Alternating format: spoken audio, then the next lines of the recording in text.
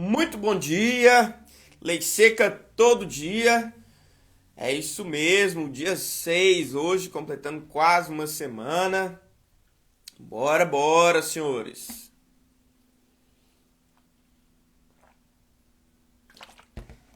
Ai, credo, ai, quase que eu não acordei hoje, moço. Mas essa porra mesmo. Estamos aqui agora, hoje, a gente vai tratar da teoria da pena. A partir, a gente falou, né, primeiro dos princípios, aplicação da lei penal. Depois falamos da teoria do crime, concurso de pessoas e agora vamos falar da teoria da pena. Beleza, turma? Top, top, top, top. Você tá doido? Foi, viu, Rafael? Top. Bom dia, bom dia, bom dia, bom dia. Sejam todos bem-vindos aí, todo mundo. Bora, bora, manda um hope aí, manda um pronto e a gente já vai começar. Vamos lá, artigo 32, onde a gente parou. 32 do Código Penal. Vocês viram lá o material? Sensacional, senhores. Material de teoria do crime, eu coloquei a árvore do crime, os mnemônicos todos, do crente, do IP, o conchupão. Então, assim, ficou top os materiais e gratuito lá no grupo, né? Aí, ó, todo mundo mandando roupa, muito bom, muito bom. Show! Galera, vamos lá, artigo 32, pronto, pronto, 32 do Código Penal, quem quiser acompanhar aí, vambora. O 32 vai falar quais são as penas, né? As penas são, preciso privativo de liberdade, o cara vai preso, vai pro cárcere, certo? 2, restritivas de direito, aí a perda de algum bem, limitação de fim de semana, interdição de algum direito, né? Prestação de serviço de comunidade, são as restritivas de direito. E 3, pena de multa. A pena de multa aqui no caráter penal mesmo, tá? Quando se trata de tráfico de drogas, cara, é a maior. A maior. Tráfico de drogas, a multa na lei de drogas é bem elevada. A perda dos bens também é fácil, fácil. Muito bom. Um beijo aí pra minha prima Thaís, que entrou na live. Bora, bora. Café com direito, é isso mesmo. Vai tomando café aí. Hoje não tem café aqui não, mas vai dar certo. Artigo 33. 33 vai falar das penas privativas de liberdade. A pena de reclusão deve ser cumprida em regime fechado, semiaberto ou aberto. Já a pena de detenção em regime semiaberto ou aberto, salvo necessidade de transferência em regime fechado. Então, professor, qual que é a diferença de pena de reclusão e de detenção? Muita gente não sabe. Muita gente pergunta a diferença de pena de reclusão e pena de detenção. A reclusão é mais grave, a detenção é mais branda. A reclusão pode ter o início do cumprimento da pena em regime fechado. Quando o indivíduo for condenado a mais de 8 anos, ele pode iniciar o cumprimento da pena em regime fechado. Já a pena de detenção não. Então a diferença é essa. De detenção, o regime inicial é só aberto ou semiaberto. Ok? A não ser que ele cometa algum fato novo dentro da cadeia. E aí acontece a regressão do regime, conforme o artigo 112 da Lei de Execução Penal em diante. Certo? A LEP, para quem vai fazer Polícia Penal de Goiás, tem que estar com a LEP na ponta da língua, tem que estar afiado o negócio. Top? Então vamos lá. Considera-se fechado, parágrafo primeiro, considera-se regime fechado a execução da pena em estabelecimento de segurança máxima ou média. Regime semi-aberto, a execução da pena em colônia agrícola, industrial, estabelecimento similar. Então ele fica lá preso, né, mas fica junto com outros detentos e tal. Esse é o semi-aberto, na colônia agrícola. E considera-se regime aberto a execução da pena em casa de albergado ou estabelecimento adequado. Aqui é o caso que ele vai lá só para dormir, né, na casa do albergado. A lei de execução penal vai tratar de cada estabelecimento penal de forma específica, certo? Então essas são as diferenças básicas entre o regime fechado, semiaberto e regime aberto. Ok? Parágrafo 2º. As penas privativas de liberdade deverão ser executadas em forma progressiva, segundo o mérito do condenado, observados os critérios, ressalvas e pós-transferência de mais rigoroso. Então, como assim? Vamos lá. O condenado a pena maior que 8 anos, deve começar a cumprir a pena em regime fechado. Condenado a pena maior que 8 anos, inicia o cumprimento da pena em regime fechado. O condenado não reincidente, que foi condenado a uma pena entre 4 e 8, então maior que 4 e menor que 8 anos, ele pode iniciar o cumprimento da pena em regime semiaberto. E o condenado não reincidente, que pegar uma pena menor que 4 anos, pode desde o início pegar o cumprimento da pena em regime aberto. Certinho? Então esse é o parágrafo 2º. Ok. Bacana. Aí nós temos uma súmula do STJ, que eu não posso deixar de falar com vocês, né? Súmula 269 do STJ. Fala assim, ó. É admissível a adoção do regime prisional semiaberto aos reincidentes condenados a pena igual ou inferior a 4 anos, se favoráveis às circunstâncias judiciais. Então o cara foi condenado a pena menor que 4 anos, mas, vamos supor, ele era reincidente, as circunstâncias judiciais ali não estavam boas pro cara. Então é admitido ele ir pro semiaberto, conforme essa súmula 269 do STJ. Vai depender de quem? Do juiz, no caso concreto. Perfeito? Vai depender do juiz. Parágrafo 3º. A determinação do regime inicial do cumprimento da pena far-se-á com observância aos critérios previstos no artigo 59 do Código Penal. Top. Interessante. Quer ver uma parada interessante que não é objeto do Código Penal, mas que tem tudo a ver com o que nós estamos falando? Súmula vinculante 59. Pode procurar aí no site do STF, quando terminar a live, pode procurar aí na internet. Você vai ver que essa súmula vinculante foi publicada mês passado agora, maio de 2023. Recentíssima. A súmula mais nova que nós temos. E ainda não está nem no site do STF. Não está nem no site do STF. Mas é bom de cair em prova. Súmula vinculante 59, se é súmula vinculante, óbvio que é do STF, né? Seria redundância, seria pleonasmo eu ficar falando súmula vinculante do STF. Não. Se é súmula vinculante, é do STF. Porque só o STF edita súmula vinculante. Ok. E o que diz a súmula vinculante 59? Ela fala que o cara que foi condenado no tráfico de drogas, mas foi reconhecido o tráfico privilegiado no artigo 33, parágrafo 4º, deverá iniciar o cumprimento da pena dele em regime aberto, ou o juiz pode substituir a pena privativa de liberdade por restritivo de direito, se ele não for reincidente específico. Então, a súmula vinculante 59, eu tenho certeza que vai cair na prova, é o entendimento mais recente do STF que está simulado, tá? E tem tudo a ver aqui com o tema das penas que nós estamos trabalhando. Não está nem no material, mas como eu dei aula da lei de drogas semana passada, eu lembrei dessa súmula.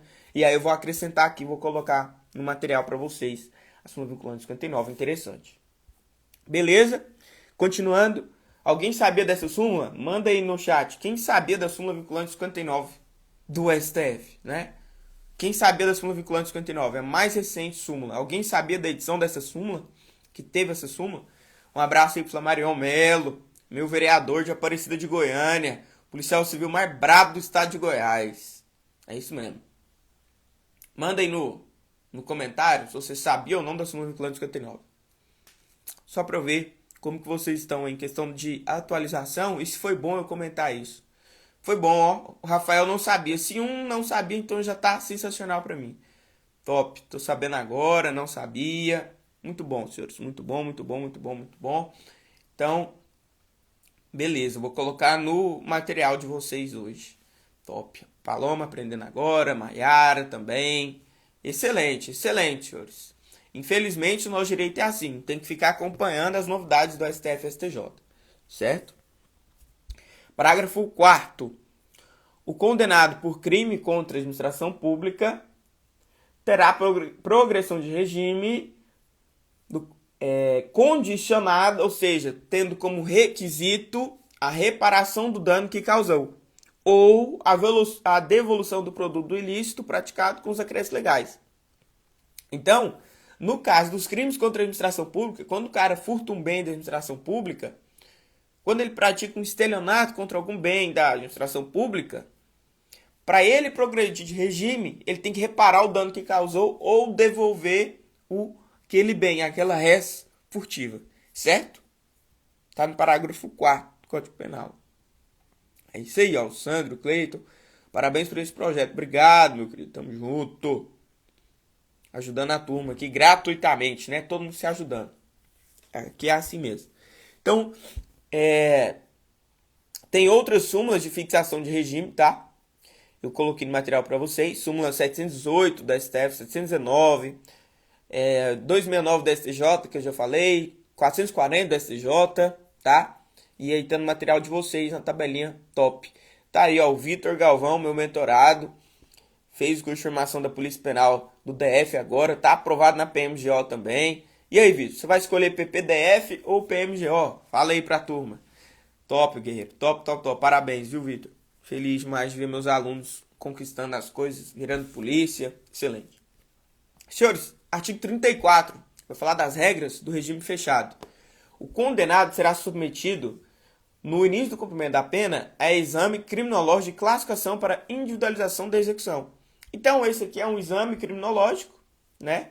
Para quem for para o regime fechado, esse condenado vai ter que fazer.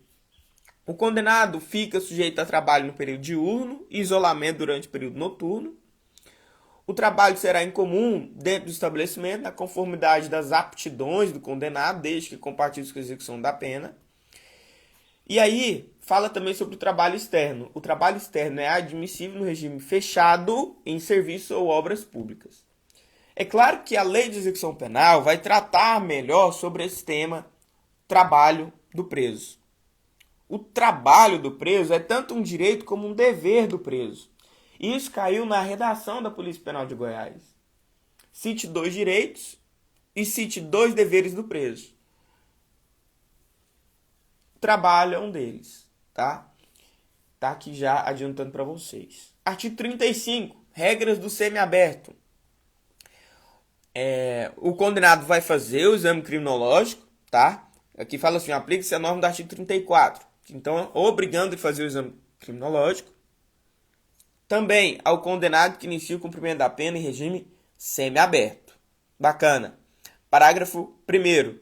O condenado fica sujeito a trabalho em comum durante o período diurno, em colônia agrícola, industrial ou estabelecimento similar.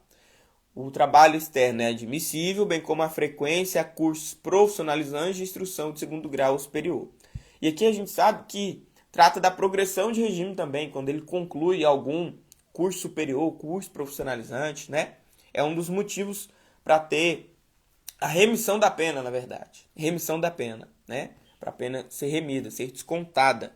E ele sair da cadeia mais rápido, digamos assim. 36. Regime aberto. O regime aberto baseia-se na disciplina e seja responsabilidade. Então aqui não tem exame criminológico. Já é uma grande diferença. Ó, regime aberto não tem exame criminológico. Beleza.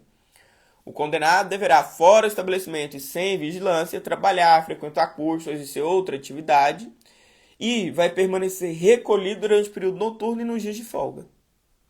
Parágrafo 2º. O condenado será transferido ao regime aberto se praticar fato definido como crime doloso, se frustrar os fins da execução ou se, podendo, não pagar a multa cumulativamente aplicada. Bacana? Então, são esses 3 casos aqui das penas, né, de regime fechado, semiaberto ou aberto. Vamos avançar. Olha só, artigo 37. As mulheres cumprem pena em estabelecimento próprio, observando seus deveres e direitos inerentes à sua condição pessoal, bem como no que couber o disposto neste capítulo. Então, mulher vai cumprir pena no estabelecimento penal feminino. É isso que está dizendo o artigo 37. A lei de execução penal também determina isso. As mulheres têm que ser separadas dos homens, os presos condenados definitivos têm que ser separados dos presos provisórios, os menores de idade não pode ficar nem no mesmo estabelecimento que os maiores de idade, então deve haver a separação desse preso. Isso aqui está na lei de execução penal, também está nas regras de Bangkok e nas regras de Mandela, Tratado Internacional de Direitos Humanos, os dois. Ok? Interessante? Está lá nos Tratados Internacionais de Direitos Humanos e aqui no Código Penal também. Importante, uma jurisprudência do ministro Luiz Fux. Luiz Fux, foi o Luiz Fux mesmo. Ele falou assim, ó, as transexuais que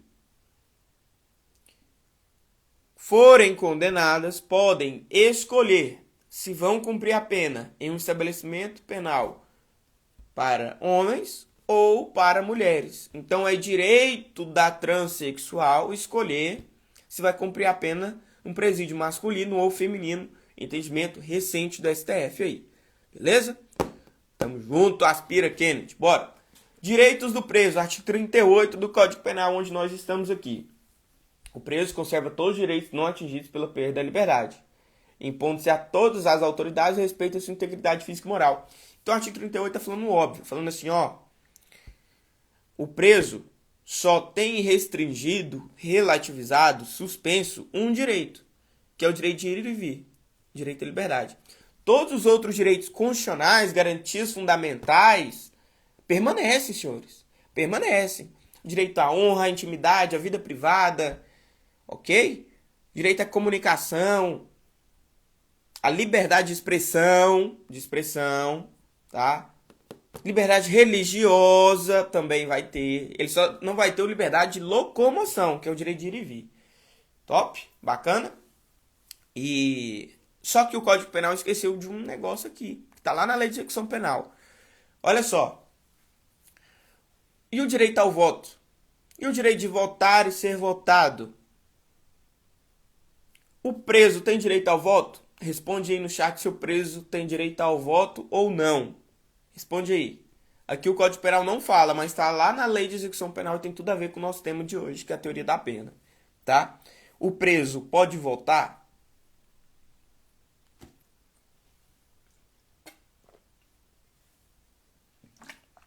A Ariane matou a cereja do bolo. Depende. O preso condenado, não. O preso provisório pode votar. Muito bom, Carlos, Nilson. Então vamos lá. O preso que tem sentença condenatória transitada em julgado, sentença definitiva, não pode votar. Mas o preso que ainda está provisoriamente, que é aquele que está cumprindo prisão preventiva ou prisão temporária, tem direito ao voto. Então depende da modalidade da prisão dele, se é a prisão cautelar ou se é a prisão pena. Prisão cautelar. Não. A prisão cautelar, né, continua o direito ao voto.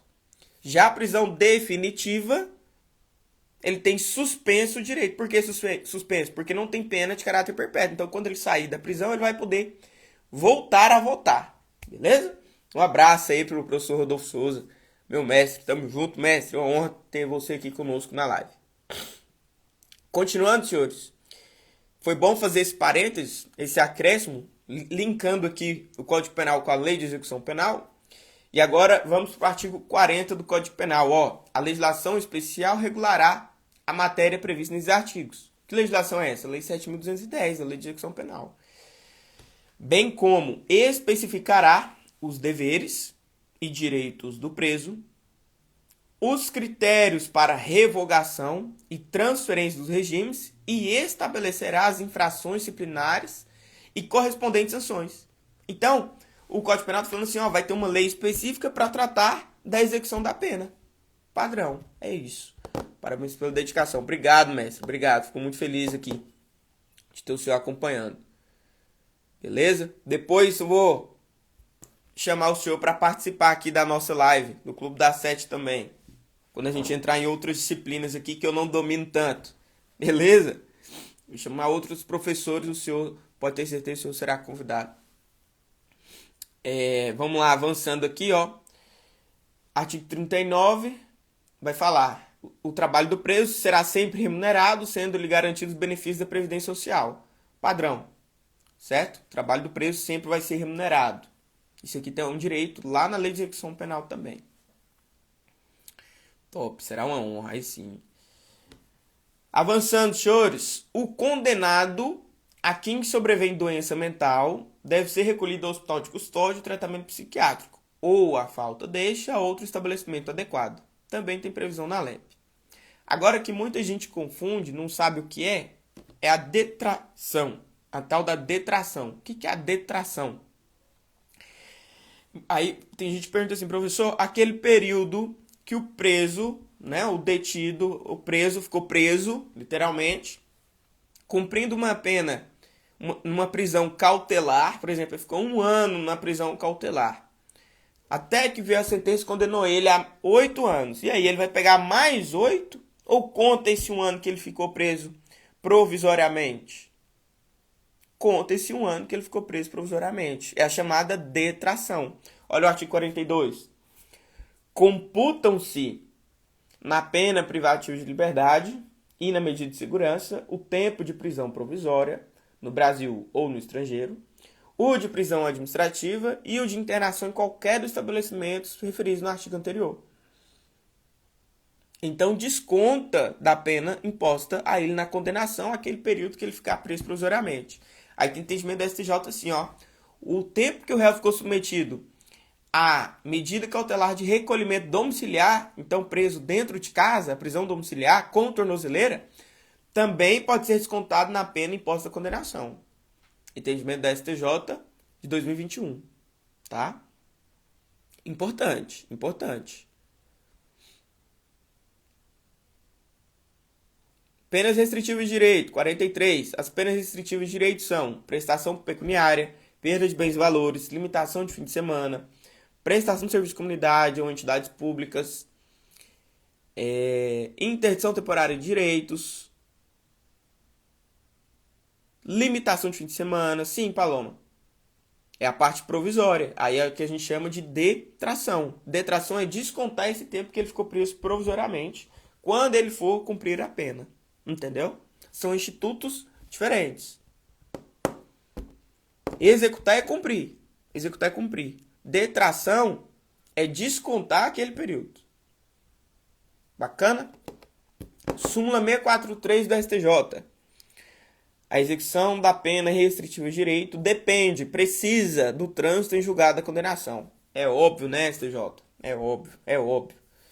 As penas restritivas de direito são autônomas e substituem as privativas de liberdade quando aplicado pena privativa de liberdade não superior a 4 anos e o crime não for cometido com violência ou grave ameaça, se o crime for culposo, ou se o réu não for reincidente em crime doloso, a culpabilidade, os antecedentes, a conduta social e a personalidade do condenado, bem como os motivos e as circunstâncias indicarem que essa substituição seja suficiente. Então, senhores, vai ter pena restritiva de direito desde que o cara foi condenado a pena de até 4 anos, então vai substituir a privativa de liberdade por restritiva de direito. Desde que o crime não tenha sido com violência ou grave ameaça, ok? Ou qualquer das penas se o crime for culposo. O réu não pode ser reincidente em crime doloso, que são requisitos cumulativos, tá? E a culpabilidade, os antecedentes dele, os motivos permitirem. Bacana? E esse artigo 44 despenca em prova, viu? Esse aqui despenca em prova, esse artigo 44. Aí vem falando assim, ó, a reparação do dano é requisito para substituição. Negativo. A reparação do dano não é requisito para substituição da pena privativa de liberdade por restritivo de direito. Beleza? Parágrafo 2º. Na condenação igual ou inferior a 1 ano, a substituição pode ser feita por multa ou por uma pena restritiva de direito. Se superior a 1 ano, a pena privativa de liberdade pode ser substituída por uma pena restritiva de direito e multa ou por 2 restritivas de direito. Então eu fiz até uma tabelinha aqui, ilustrando esse parágrafo 2º no material de vocês, para vocês darem uma olhada com mais calma. Ok, aqui é o caso do reincidente específico. Agora, se o condenado for reincidente, o juiz pode aplicar a substituição, desde que, em face da condenação anterior, a medida seja socialmente recomendável e a reincidência não se tenha operado em virtude da prática do mesmo crime. Então, se ele não for reincidente específico, o juiz vai analisar o caso concreto e meio que pode abrir uma exceção, certo?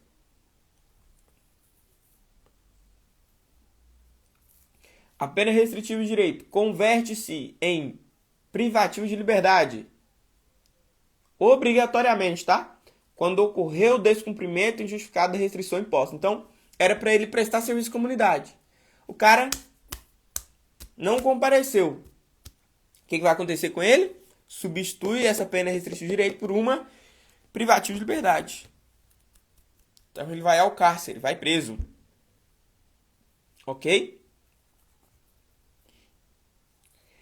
Parágrafo 5º. Sobrevindo condenação à pena privativa de liberdade por outro crime, o juiz da execução penal decidirá sobre a conversão. Então, se ele for condenado a uma pena privativa de liberdade por outro crime, quando ele está numa restritiva de direito, a conversão da restritiva de direito para a privativa de liberdade é facultativa. Vai depender do juiz da execução da pena.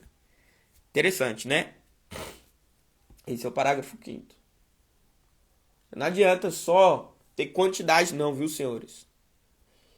Teve gente que falou assim, professor, eu estudando sozinho, eu já estou no artigo 300, sei lá, vamos supor.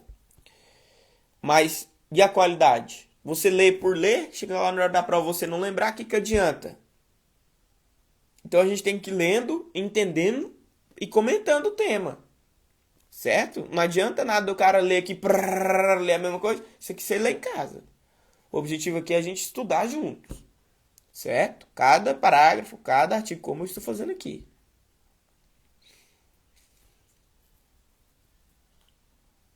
Muito bom. Muito bom.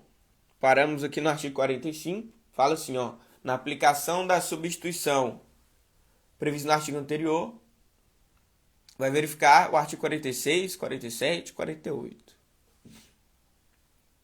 Então, vamos lá. Está falando o que é a prestação pecuniária. A prestação pecuniária é dinheiro, né? É o pagamento em dinheiro à vítima, seus dependentes ou a entidade pública ou privada da importância fixada pelo juiz. Não pode ser menor que um salário mínimo, nem maior que 360 salários mínimos, que deve ser aí, dá quase R$500 mil, né? O valor pago será deduzido do montante de eventual condenação em ação de reparação civil, se coincidentes os beneficiários. Então, se tiver uma ação civil em conjunto, né? A perda de bens valores dar-se-á ressalvada legislação especial em favor do Fundo Penitenciário Nacional, FUNPEN. E seu valor terá como teto que for maior, montante de prejuízo causado ou do provento obtido pelo agente ou terceiro ou em consequência da prática do crime. Qual é a pena da prisão perpétua? Não tem, né, meu querido Vitinho? Infelizmente ou felizmente, no Brasil não tem pena de caráter perpétuo. Não pode, é uma vedação constitucional. Proibido lá na Constituição Federal. Prestação de serviço à comunidade, senhores, é aplicável às condenações superiores a 6 meses de privação da liberdade.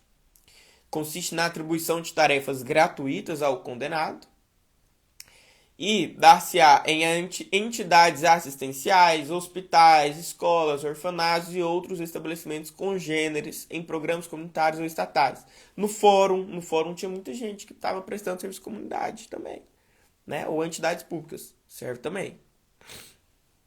As tarefas devem ser cumpridas em razão de 1 hora de tarefa por dia de condenação, para não prejudicar a jornada normal de trabalho do preso. Então é como se aqui se ele estivesse trabalhando de graça, tá?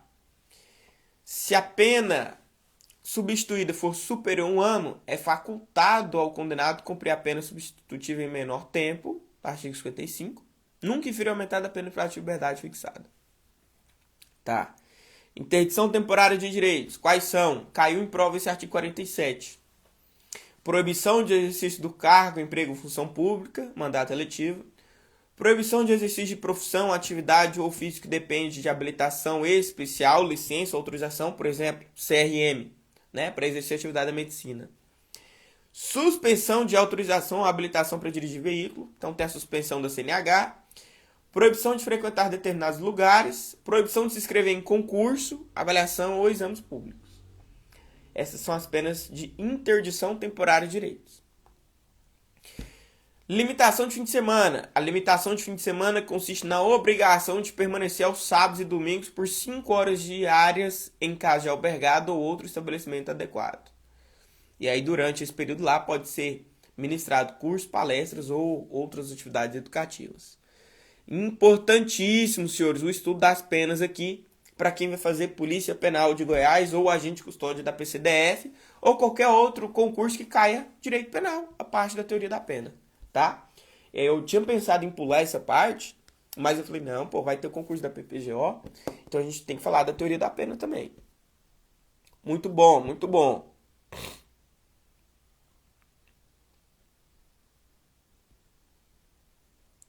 Pena de multa. Pena de multa consiste no pagamento ao fundo penitenciário de, no mínimo, 10 dias multa e no máximo 360 dias multa. Esse dias multa é uma fração do salário mínimo, tá? É 1/30 do salário mínimo, no mínimo, e no máximo 5 vezes o valor do salário mínimo, conforme o artigo 60, tá? Então isso que é o dias multa. Beleza? O valor da multa será atualizado quando a execução pelos índices de correção monetária. Ok, o pagamento da multa deve ser dentro de 10 dias depois de transjugada a sentença. Pode cair em prova, hein? Quantos dias depois de transjugada a sentença o cara tem que pagar a multa? Em até 10 dias. Beleza? Top. O Aleph perguntou, professor, quem tem dívida não pode participar de concurso? Pode participar, Aleph. Você pode fazer inscrição, etc. Aí o que acontece? Tem a fase da investigação social, a avaliação de vida pregressa. E alguns editais estão trazendo a restrição, né, a proibição de tomar posse para quem tem dívidas habituais. No caso do CFO, oficial da Polícia Militar do Mato Grosso, reprovou alguns candidatos por dívidas habituais, ou seja, várias dívidas, certo? No caso da Polícia Militar de Goiás, teve um candidato para o cargo de oficial também, né? Que, querendo ou não, é mais rigoroso, essa avaliação é mais rigorosa. E ele foi inapto por dívida de IPVA. E a justificativa do comando, eu li, inclusive, foi no sentido de que se ele vai fiscalizar o trânsito, mas ele não, por que ele não honra com as próprias obrigações do trânsito? Então está acontecendo algumas eliminações. Só que todos esses caras, todas as pessoas que foram eliminadas por conta de dívida, por razão pecuniária, conseguiu voltar na justiça. Entrou com a ação na justiça, um mandado de segurança, ou uma ação ordinária, administrativa, tanto faz, com pedido de liminar para voltar ao certame.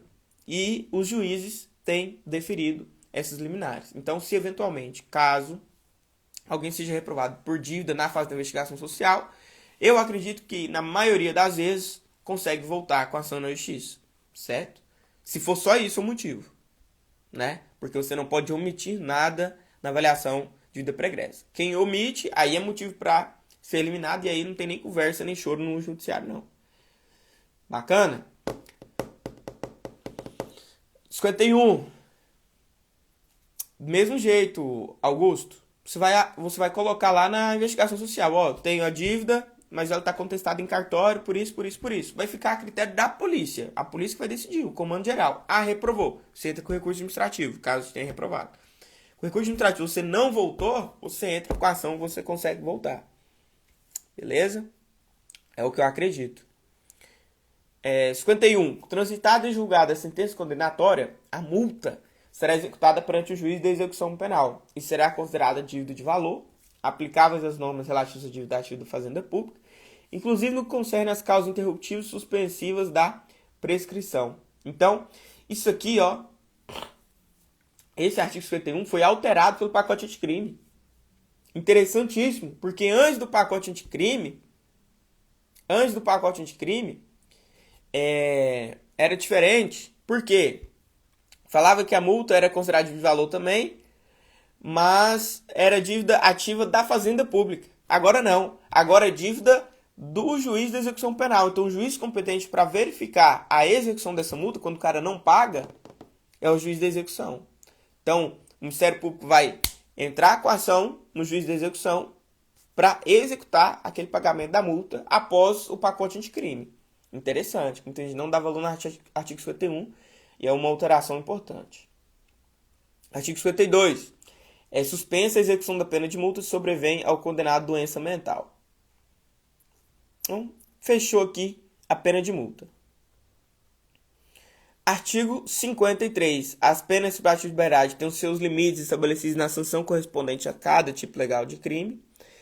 A restritivos de direitos são aplicáveis, independentemente na combinação da parte especial, em substituição à pena privativa de liberdade, fixada em quantidade inferior ao ano, ou nos crimes culposos, restritivos de direito. As penas restritivas de direito terão a mesma duração da pena privativa de liberdade substituída, ressalvado o disposto no parágrafo 4º do artigo 46. Tá, vamos avançando. As penas de interdição aplicam-se para todo crime cometido no exercício de profissão, atividade, ofício, cargo, função, sempre que houver violação dos deveres que lhes são inerentes. Então, o caso lá da suspensão do CRM do médico, por exemplo, né? Quando há uma causa de ética, por exemplo, o caso do médico que estava estuprando as parturientes. Claro, né? Que vai interditar, vai proibir ele de ser médico novamente. Os casos da suspensão do direito de tirar CNH aplica-se aos crimes culposos de trânsito, ok? Artigo 57, mas claro que depende do juiz. Artigo 58, a multa tem seus limites previstos, a gente já falou dos limites, né? Até 360 salários mínimos. E aí a gente entra agora na aplicação da pena. Aí, sobre a aplicação da pena, tem muita jurisprudência para tratar do caso. E aí a gente vai ver na próxima aula a respeito da aplicação da pena. Beleza? O Luan mandou muito bom sua aula. Obrigado, Luan. Tamo junto. Aí a gente vai falar sobre o concurso de crimes, que é o concurso formal, material, tá? No que tange as penas, o crime continuado, o crime permanente, tudo na aula de amanhã. A gente vai falar da jurisprudência sobre esse crime continuado e permanente, que tem muita coisa para falar. Sobre esse concurso formal, concurso impróprio, próprio, concurso material de crimes.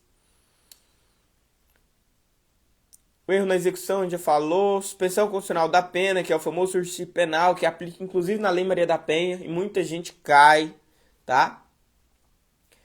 E aí a gente vai avançando até o 120 para finalizar essa parte geral do Código Penal.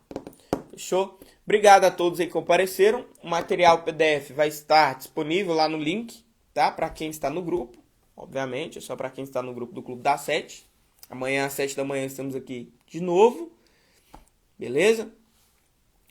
Quem puder divulgar o material lá, tirar um print, alguma coisa e postar marcando, eu vou repostar. Uma forma de divulgar meu trabalho para ficar mais conhecido, né? É a contrapartida aqui pela aula que eu estou fazendo gratuitamente com vocês, tá bom? Tenha um excelente dia. Estude, pague sua etapa, terça-feira, início de semana. Tenha como meta aí uma quantidade diária de estudos. Pô, vou estudar 3 horas líquidas. Coloca as 3 horas como meta, que você já pagou etapa de meia hora no mínimo, né? De aula líquida. Meia hora, 1 hora. E aí, então, você tem um cronograma para seguir da outra parte. Se é língua portuguesa, raciocínio lógico, não coloca as duas no mesmo dia, viu? Faz isso não. Pô, português e matemática no mesmo dia dá pane no sistema nervoso central aqui, ó. Dá uma pane elétrica. Beleza? Então, tenta pegar português, eu vou falar a verdade, uma matéria chata, uma matéria ruim com uma matéria boa, uma matéria ruim com uma matéria boa. É assim que eu faço os planos de estudos para os alunos da mentoria. Agora sim, deixa eu tirar um print aqui. Pera aí.